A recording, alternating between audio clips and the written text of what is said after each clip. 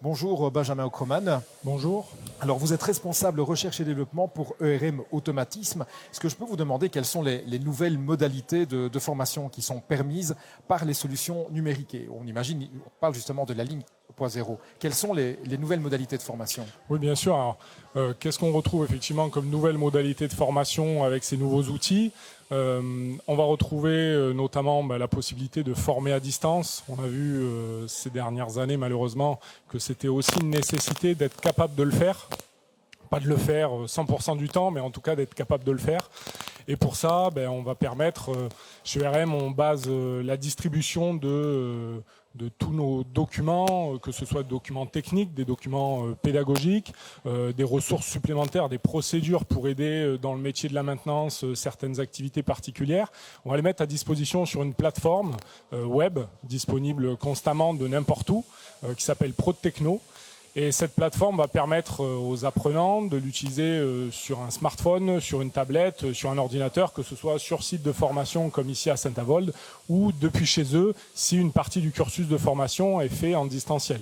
Alors justement, dans ce cursus de formation, il y a quoi? Il y a l'apprentissage grâce à la tablette, la digitalisation, la numérisation, le contrôle d'une ligne de production et l'intervention sur la ligne de production? Oui, c'est ça. On va permettre effectivement toutes ces fonctions à travers différents outils, des outils numériques qui sont connectés en local et à distance, soit à travers un cloud, soit à travers un accès directement distant à la plateforme ici, pour avoir la supervision de la ligne complète, pour avoir des remontées de données, et on va s'appuyer aussi sur d'autres technologies à part de la ligne pour continuer à acquérir du savoir, comme de la réalité virtuelle, comme du jumeau numérique qu'on va pouvoir utiliser en parallèle de cette ligne, donc soit en même temps que des personnes travaillent déjà sur la ligne, soit à part pour pouvoir acquérir des nouvelles compétences. Alors, ce qui est incroyable, on parle des métiers, parce que vous nous suivez, on parle des métiers d'opérateurs de maintenance, d'opérateurs de production,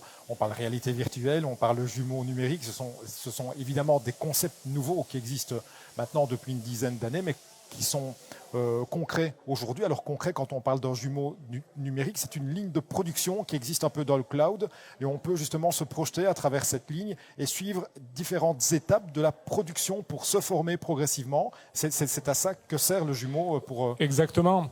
Et c'est effectivement une version numérique de la ligne qui permet de simuler son fonctionnement, de rencontrer les mêmes problèmes qu'en réalité, mais on va aussi utiliser des notions de physique dans ce jumeau numérique. Donc on va pouvoir prendre en compte la gravité, le poids du produit, le frottement de la bande du convoyeur, le frottement du produit. On dépasse le jeu. On est dans une réalité. On arrive vraiment à reproduire la réalité, autant d'un point de vue automatisme, donc d'un point de vue cycle, que d'un point de vue mécanique, avec ces notions de glissement, d'adhérence, etc. Ce qui va permettre vraiment d'aller loin avec des opérateurs de production ou des techniciens de maintenance.